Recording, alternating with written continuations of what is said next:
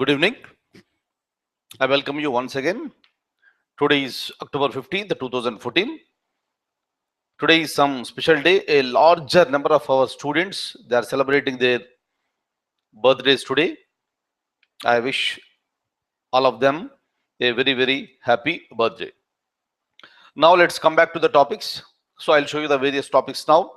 Let me open the document and we'll have a discussion. Look at this. The first question we have here is which of the following country is holding India-African Forum Summit in December 2014? In fact, this particular summit, let me come back to you for a moment here. See, for some of you, let me make some clarification.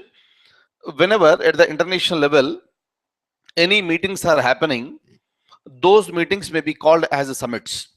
You may use anything, but it may be used as conference, meeting, round, or a summit. But the only thing is that, kindly remember, whenever I use the word summit, the real executives of the country will be attending. Meaning, for some countries like India, the real executive is the Prime Minister. And for some countries like South Africa, France, or America, the real executive is called the President. That all depends on the country's constitution. Now I am talking to you about the summit. It is nothing but the meetings that is being taking place. I am opening the document again. Have a look at the question. Which of the following country is holding India-African Forum Summit in December 2014? In reality, this was supposed to be held in the month of June, but because there was an election in India, deliberately it has been postponed. But otherwise, India-African Summit is nothing but it's a very large forum, and it is the relations of India with the African continent. That's the reason why almost all the countries that are present in the African continent is a part of this forum. And with that particular continent, India is doing a great business and a good business. Of course, our business with Africa, when compared to China's business with Africa, is really lower one. I'll show you the figures after some time. But otherwise, this is a possible question in the examination. Which of the following countries is holding India-African Forum Summit in December 2014? Answer is India. It is going to be held in India. A, I have given South Africa, Congo, Zambia, but answer is D, that is India. To get the answer, kindly remember, this is a very possible question because this is going to create a lot of business development opportunities for India. That's the reason why India is very eagerly waiting. Africa is also eagerly waiting, and entire world is also eagerly waiting. Look at this. Look at these points, important points. Kindly remember this. It was supposed to be held in June 2014, but due to the elections in India, it has been rescheduled for December. That's the thing. And it is going to be held in Gurgaon. Kindly remember, in some of the examinations, this is also a possible question where the India-African Forum Summit is going to be held. Very important. The place is also they are asking. If they are asking about the country, the answer should be India. Because it is happening in India, so we should also be aware where exactly, in which city the summit is going to happen.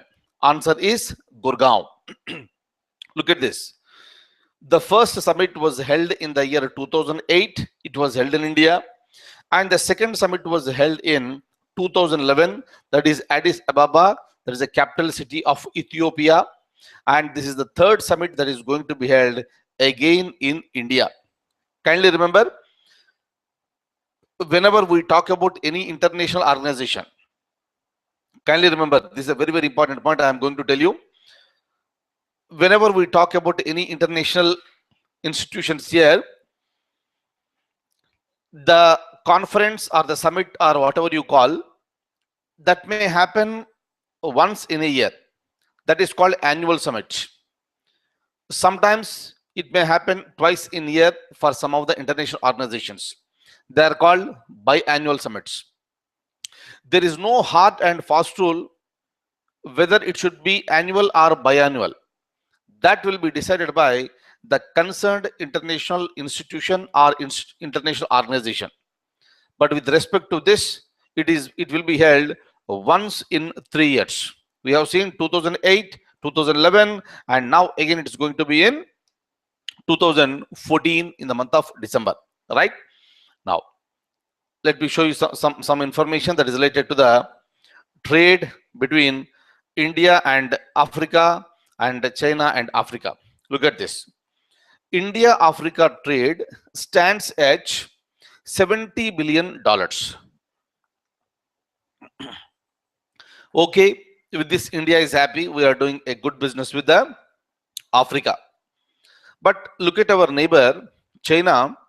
It is doing the trade, hence the trade between these two, China and Africa, it stands at $210.2 billion. Very, very, very huge compared to India. It is almost 3 times higher. So this is one area where India has to concentrate more. Definitely will expect that India will explore these opportunities and India will enhance its trade with Africa so that Indian economy will be further strengthened. Kindly remember this.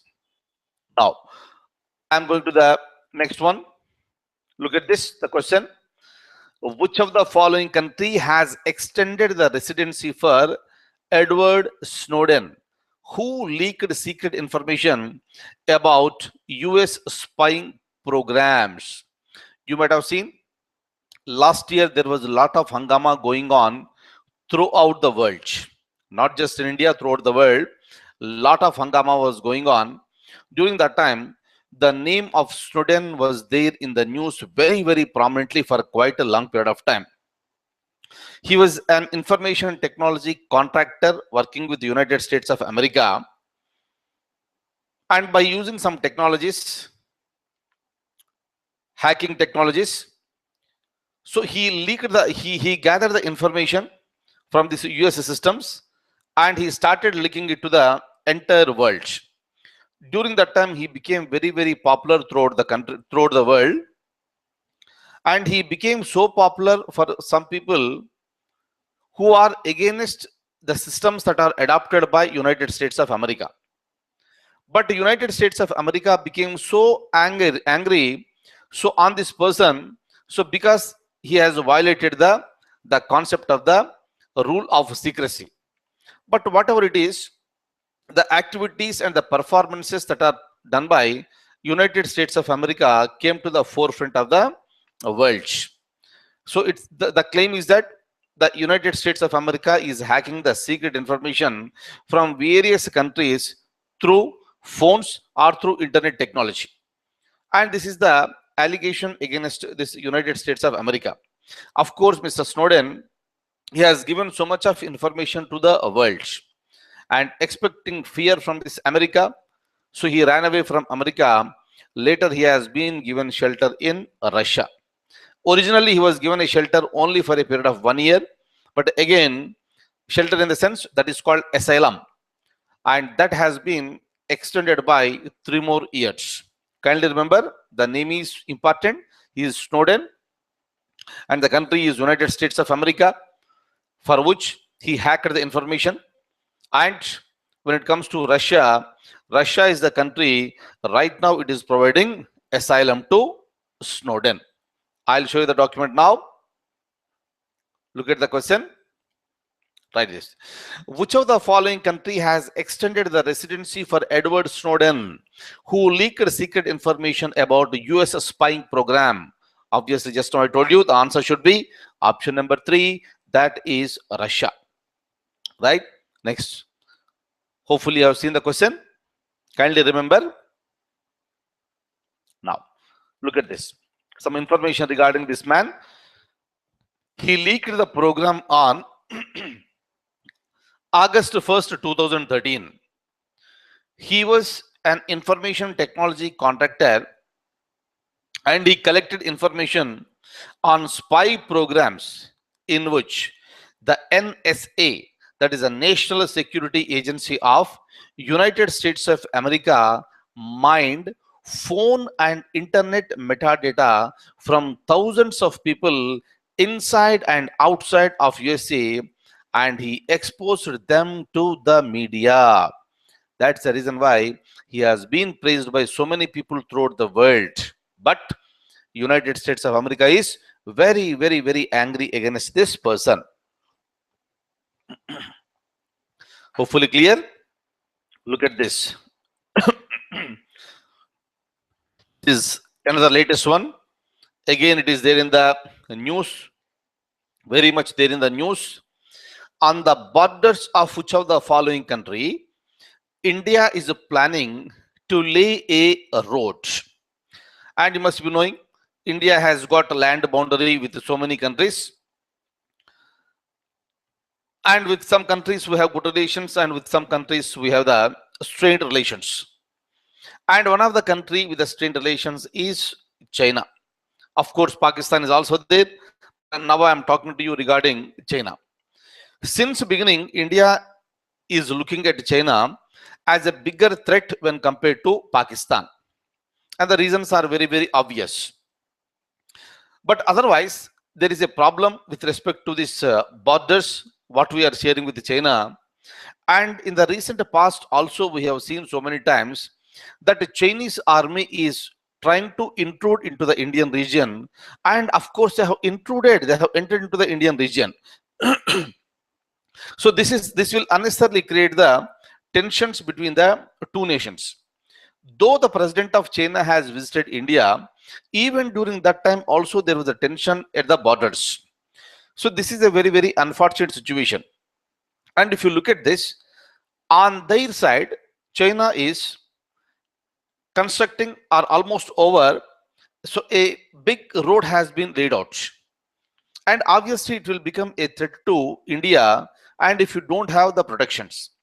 That's the reason why Indian government has decided that we are also going to construct a very, very, very big road on the borders with China, and that is going to happen in Arunachal Pradesh. Obviously, what will happen? The claim from India is that whenever intrusions are taking place, right now India does not have a mechanism to push them back. But with the construction of the roads, lots of infrastructure will be coming up, and we can easily push them back. That is the basic idea for India. That is number one. Number two is that if you look at that particular area between India and China, it is really very difficult to construct the infrastructure over there. But still, India is going for it because of the security issues. That is number one.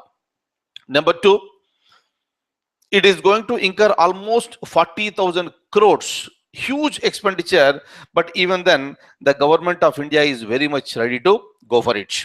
Next, today what happened? China has come to know about the Indian ideas, and China has raised its voice. It asked India not to go for such type of constructions, because you please don't try to strain the relations further.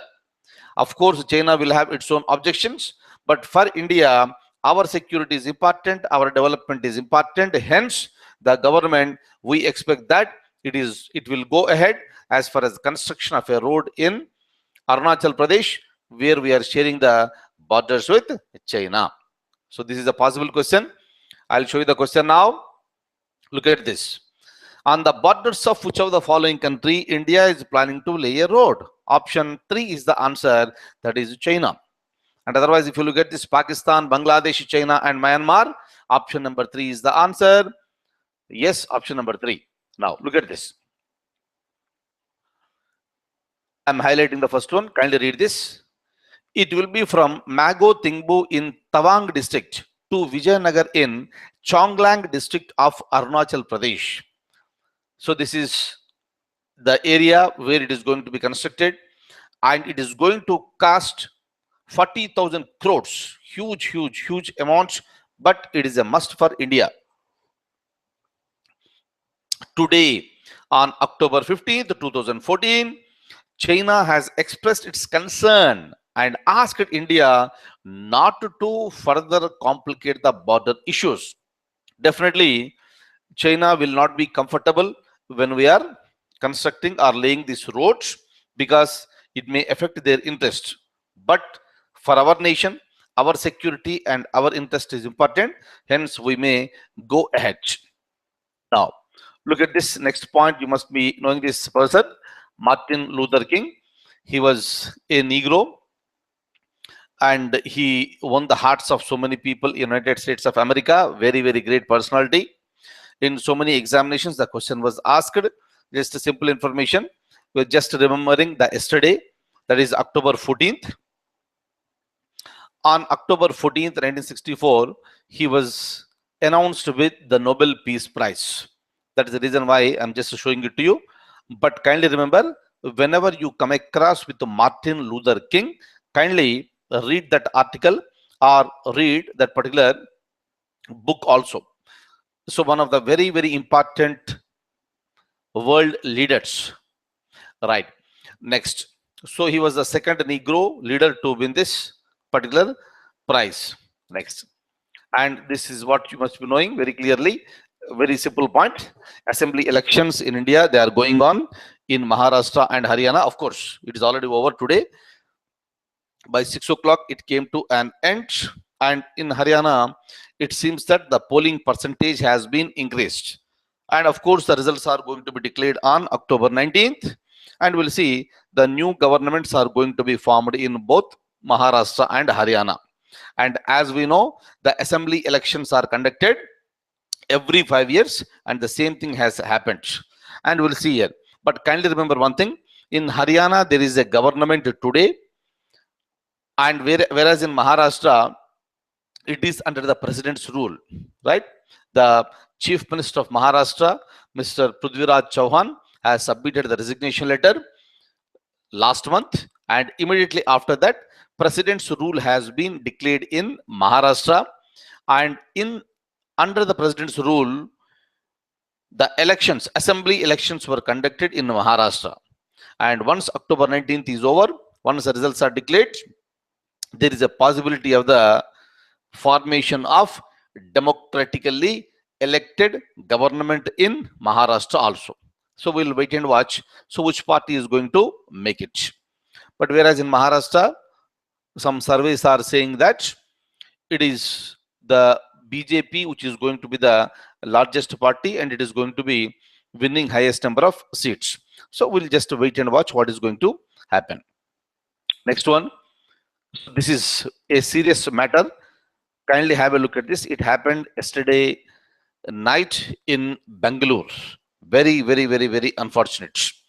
So the 3 engineering students were attacked in Bangalore on October 14th, 2014. That is yesterday night. What exactly is the problem? India is a very, very large country where we have so many states, 29 states and 7 union territories that are present in India.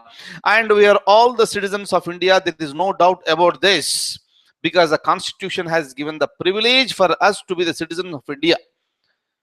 But even today, after the commencement of the Constitution, after so many years, unfortunate incidents are happening throughout the country even today. And one of the basic problem is the region and also the language. And the people who are living in a particular area, they think that that area belongs to them, and anybody who lives in that area must speak only their language and not any other language. Very, very, very, very, very unfortunate. These type of issues will keep on coming into the news very, very frequently. Maybe in Maharashtra, maybe in Bihar, maybe in Karnataka, anywhere, maybe in Delhi rather. There is no place out of this. So it shows the failure of the governments as far as protection of the rights of the people is concerned with respect to this matter. And yesterday night, these are the 3 boys. They came from Manipur and they are studying engineering in Bangalore. And last night, 3 more other boys, they came and attacked them. And the problem is that, why are you speaking in English? Can't you speak in Kannada? And in Karnataka, the people speak Kannada. And they got angry over this. Why are you speaking in English? And they started beating them. And of course, later they were admitted to the hospitals. But it's a very, very unfortunate thing. The concept of this language should not come into the picture when we are living in a broader area, that is India. These things must be tackled at the earliest, especially in the education institutions. Such type of things should not happen, because the students, they should have, especially the students should have a very, very broader understanding and a broader awareness. That's the reason why for every person, it is better to understand the whole constitution, then only the unity and integrity of the country will be promoted. This is very unfortunate. They belong to Manipur and they were beaten yesterday. I'll just show you the document once again. Look at this. The engineering students were attacked in Bangalore yesterday. The reason is that they are speaking in English and not in Kannada.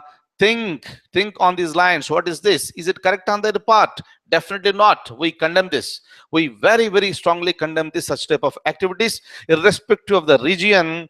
Whatever the language we want to speak, we can speak. That is a freedom that is given by the constitution, and this freedom should not be given by 1, 2, 3, 4 people in the country. Very, very, very, very important. We are completely condemning this type of activities. Next one. I'm going to next one here. Jayalalitha, very, very simple point. I told you the story regarding Jayalalitha. She is there in the jail today, and her bail petition has been rejected by the Karnataka High Court. And immediately after that, her advocates, they have approached the Supreme Court, and the Honorable Supreme Court agreed to hear the bail petition tomorrow. That is on October 16th. So we have to wait and watch what will happen. Definitely, the Supreme Court may come out with a statement saying that because these statements were given by Supreme Court in the previous years, that people with the serious corruption charges should not be given the bail at the earliest. It's a very, very short period for Jayalalitha to be there in the jail, but we don't know what is going to happen. Let's wait for tomorrow. And the Supreme Court grants her bail, she will be released. Otherwise, she will have to be there behind the bars for a quite long period of time, because above the Supreme Court, I don't have any other court. That's the reason why she cannot explore any other options. Next. Kindly follow the story of Jayalalitha,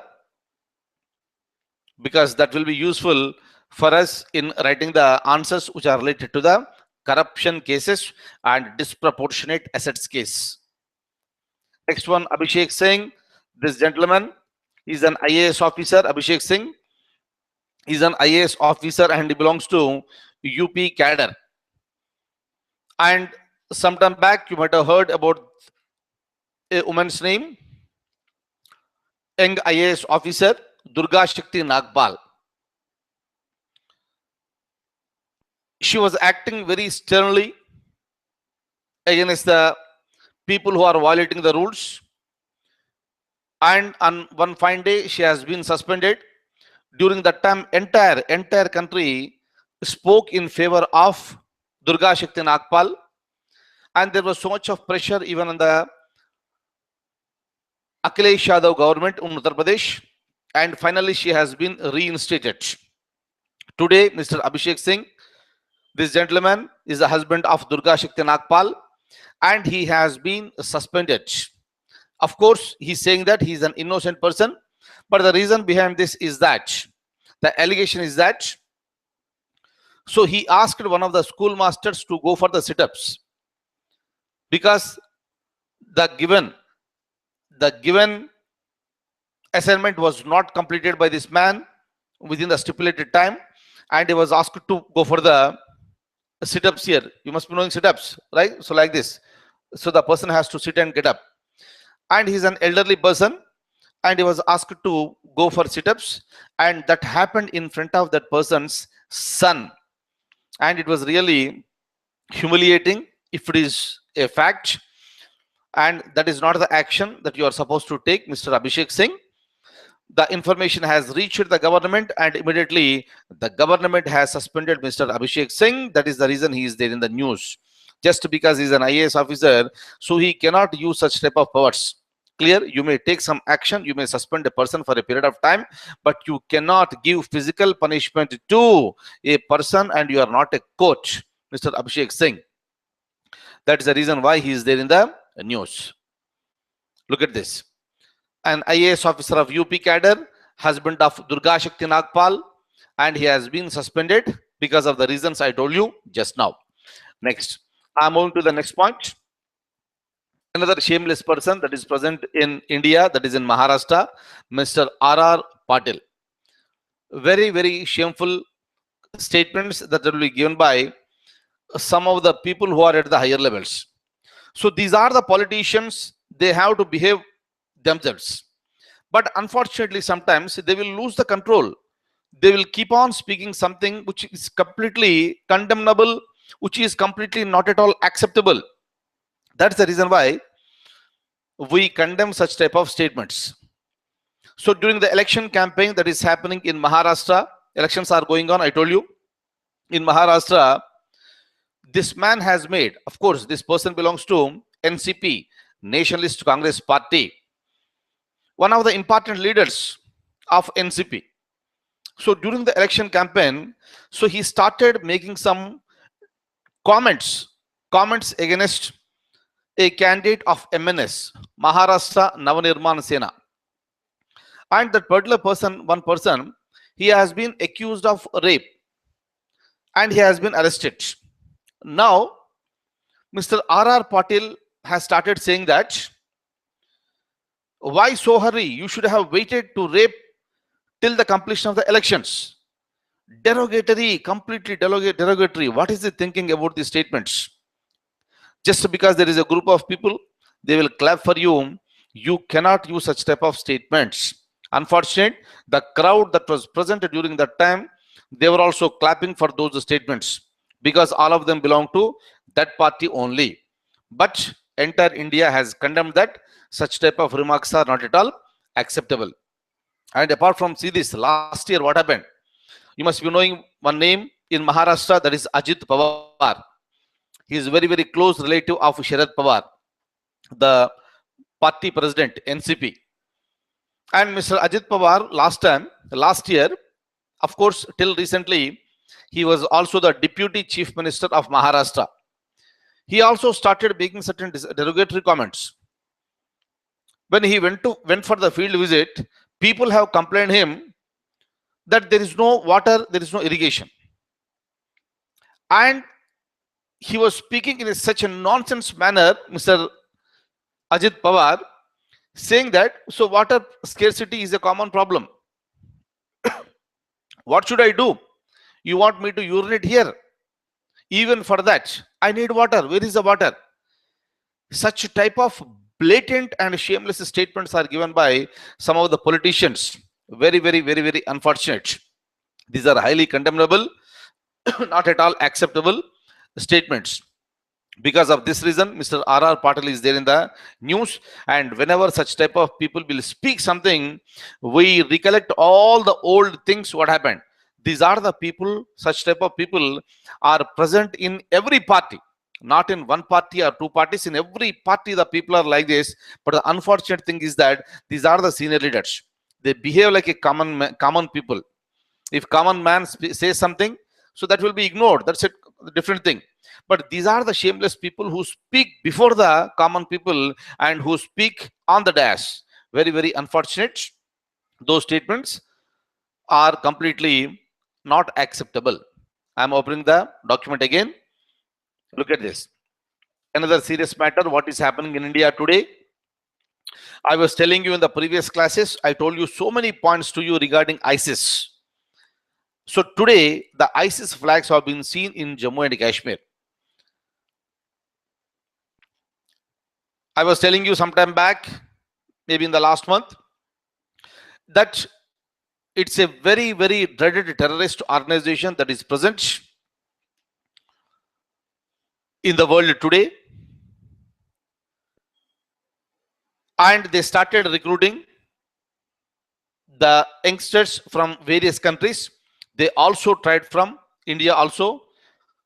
Some people, they tried to leave India and they wanted to go there and join them, but they were caught and they were detained. I told you all the story.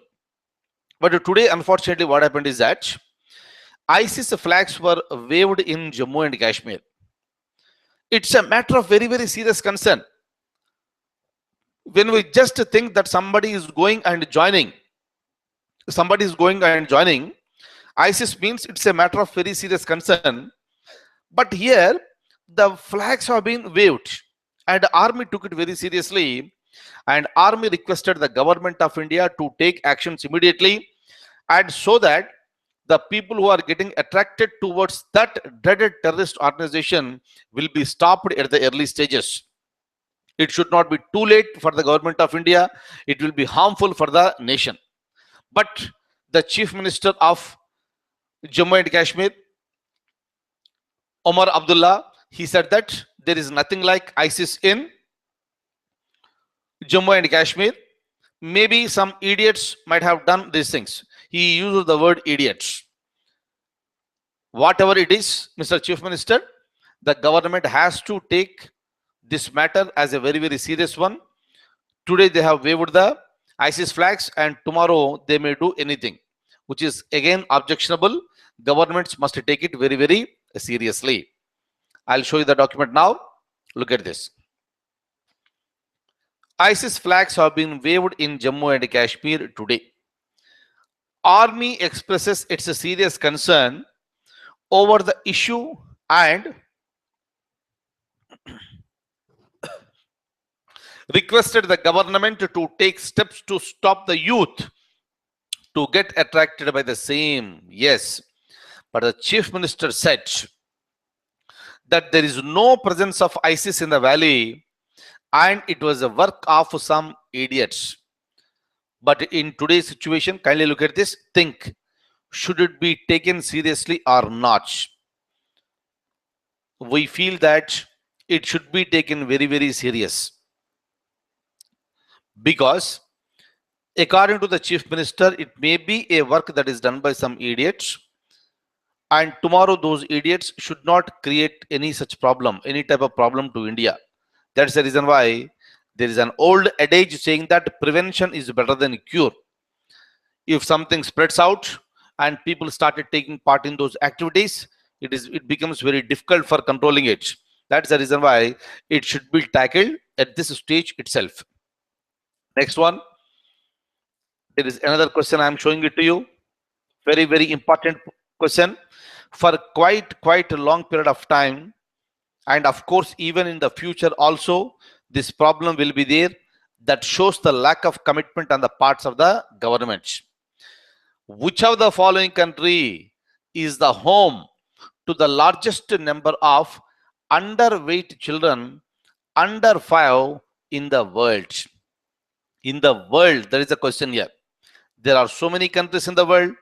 In every country we have children, but when it comes to the children who are below the age of 5 years, that is the question here. These are the children who are below the age of 5 years, and they are completely underweight because of the malnourishment, because of the absence of the nutritious food to them. And the question is that which is the country that is the home for largest number of underweight children? Somalia, Zimbabwe, these are the two countries that belong to Africa. But C and D, Pakistan and India, they belong to Asian region. And unfortunately, here the answer is India. Very, very, very, very serious matter of concern. Look at this. India is the country. It is the home to the largest number of underweight children. Very, very, very, very unfortunate. But the good news is that the percentage has been reduced. But even after that, India is the country with the largest number of underweight children. I'll show you some points. Look at this. So, yeah. According to the latest survey conducted by the Government of India and UNICEF, the proportion of underweight children have declined. Good, it's a very good thing. Declined from 45.1% in 2005 and 6 to 30.7% in 2013 and 14. Very, very, very, very good thing. It decreased. But even today also, India is the country with the largest number of underweight children. Very, very, very, very unfortunate. Meaning it seems that government is doing something. UNICEF is also working along with the government of India. Maybe in future, it will be further reduced and all the children in the country will be provided with a nutritious food. Next. Look at the question. In which of the following states in India a madrasa, you must be knowing about this madrasas, has banned the entry and enrollment of the girls? All these days, there was no such ban by any madrasa anywhere in the country. Even the girls were permitted. So they were also sitting with along with the boys and they were also learning the things. So this is what is happening in India for a quite long period of time. But unfortunately, what happened is that one of the madrasas here, it has banned the entry and enrollment of the girls. Meaning, it announced very clearly, from today onwards, there is no enrollment of the new girls into the school. That is number one. And all the existing girl students of the school, of this madrasa, will not be permitted to enter into the school anymore. So this is what happens. Hopefully you are getting it. Number one is that no new enrollment. Number two is that existing girls will not be permitted to enter into the school premises. According to them, this madrasa authority is there. According to them, the girls should not learn. They should not go for the education. This is unnecessary for them. Number one. This is the statement that is given by madrasa. Number two, they are not permitted to sit along with the boy students, boys. Number three, since there are only male teachers, female students should not learn from the male teachers, according to them. Maybe in future they said that they may permit the girl students to enter if female teachers are recruited. So these are the statements that are given by this madrasa today. And that madrasa belongs to a state called Bihar. So that is the point. Kindly remember this. It does not happen in all madrasas. It happened in Bihar today. In which of the following states in India a madrasa has banned the entry and enrollment of girls? Answer is B, that is Bihar. Look at this. Next one. Which of the following states in India has the highest number of freedom fighters? What do you mean by this? Kindly see here. So one important thing is that India achieved independence on August 15th, 1947. We know it, everybody knows it. So whenever I am using the word freedom fighter, definitely these people should be burned before August 15th, 1947 only. Otherwise, he cannot become a freedom fighter. There are so many freedom fighters who fought for the freedom for India during that time. Even today also, some people are alive and majority of them are living in Bihar. Majority of them are living in Bihar. And since the year 2005, we have a concept of right to information. I was telling you in the previous class. So through a right to information application, when the information was sought, that majority of the freedom fighters, the so-called freedom fighters who are living in Bihar, are the fake freedom fighters. Very, very, very, very unfortunate. Look at this. From one single family, there are 21 freedom fighters in Bihar. How is it possible? So meaning the government has overlooked about all the things. That's the reason why, of course, the government is providing freedom fighters pensions, and these are all the people who are enjoying various benefits. If he is really a freedom fighter, we respect them, we treat them with lots of honor. Yes, every privilege has to be given to them. But what is this happening in Bihar today? From a single family, 21% they are enjoying the privileges. And of course, today we got the information because of the right to information. And the question is, of course, if you remove this particular concept, Bihar is a state where we see larger number of freedom fighters. I'll show you the question again. Which of the following states in India has the highest number of freedom fighters? Answer is A, that is Bihar. Okay, right. Look at this. Just a moment. Yeah, look at this. These are the serious things that will what happened in India. Read that particular point.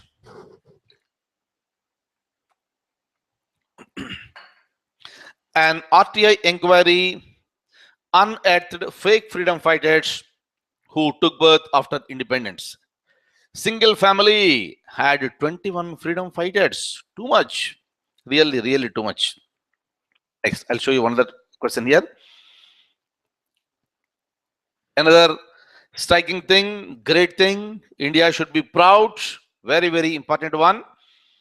Which of the following states women in India has bagged UN, that is United Nations, Peacekeeper Award for 2014 for her exceptional achievements while serving with the United Nations mission in Afghanistan? Fantastic, fantastic. And this particular woman, she belongs to Jammu and Kashmir. She has the 14 years of experience. For the last 14 years, she is being serving in the Jammu and Kashmir police. And it's a very, very common thing.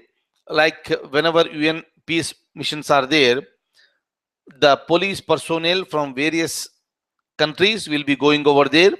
And with respect to India, this particular person, she has been sent over and she has been awarded with the exceptional achievements for UN Peacekeeper Award. And the answer is that she belongs to Jammu and Kashmir.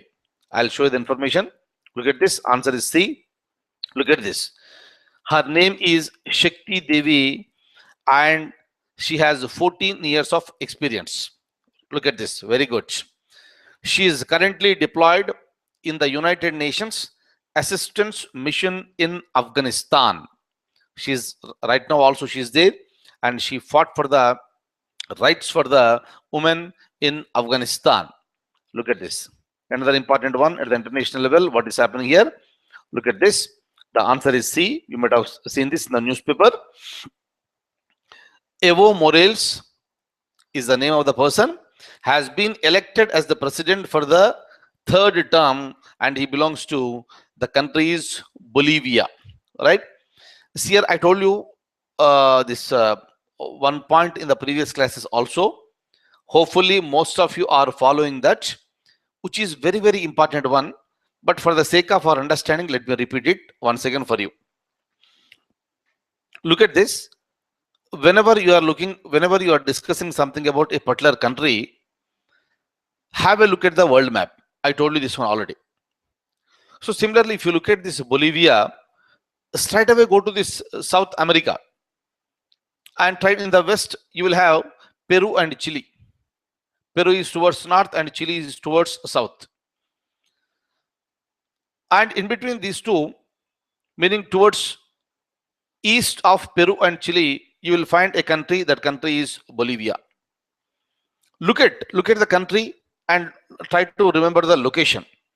So whenever you come across with Bolivia because of any reason tomorrow, so that becomes easy for you to understand those concepts. That's the reason why I asked you to have a world map and India map beside you. Whenever we discuss such type of things, it becomes easy even for you also, right? So the answer is C. Look at this. Which of the following chief ministers very, very important one again, is there in the news for not taking salary but still sent Durga Puja gifts. Whenever we talk about Durga Puja, straight away Calcutta will comes to our mind. That is West Bengal.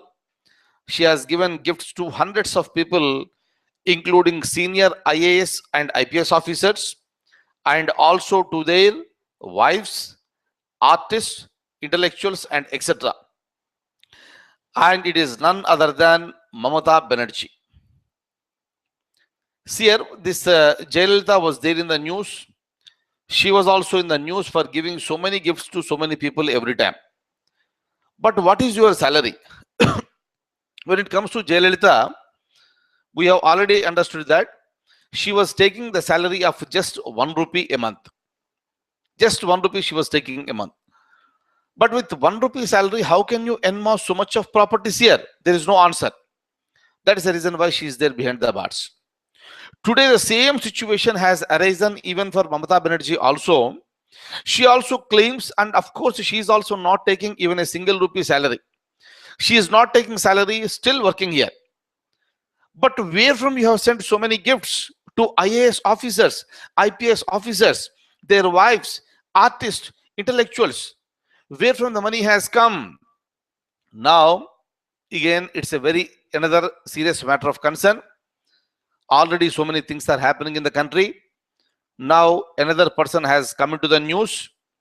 We'll see what is going to happen. Definitely somebody may be moving the court, and the court may take it very, very seriously.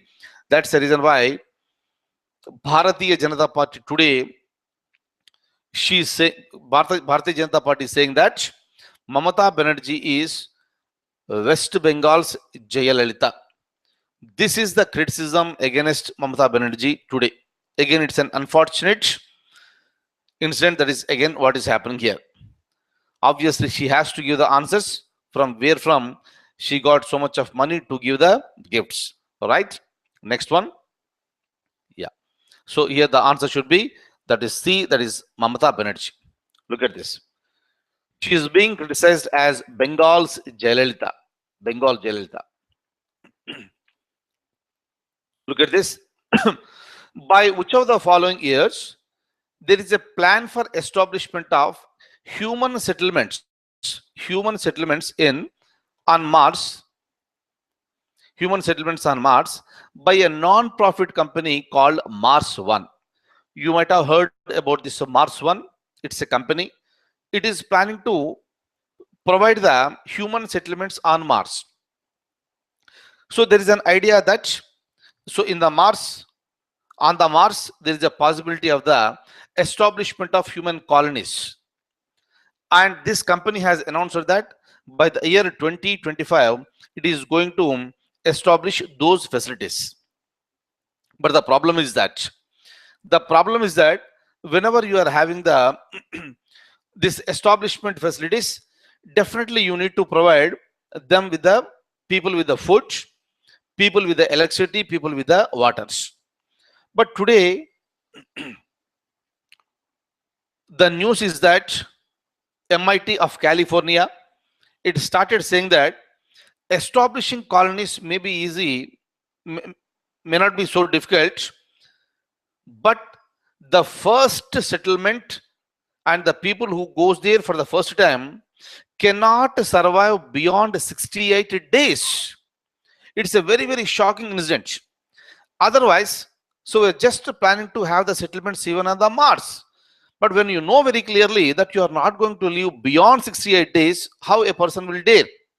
And MIT has come out with its own explanations, saying that there will be too much of oxygen because of the vegetation, and those excess oxygen has to be removed first of all. And for that reason, we don't have any technology right now. Right now, we don't have the technology. Maybe we may develop in the future.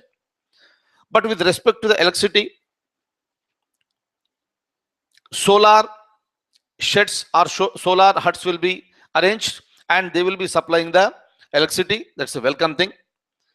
And another mechanism to get the water is that to get the water from the soil, of the Mars.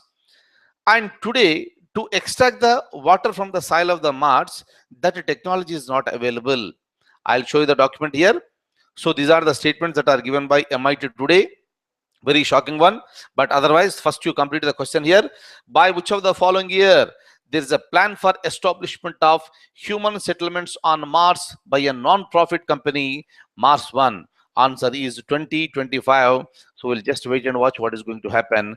Answer is the option number B. Look at this. Kindly read these statements. Note: MIT, Massachusetts Institute of Technology of Cambridge.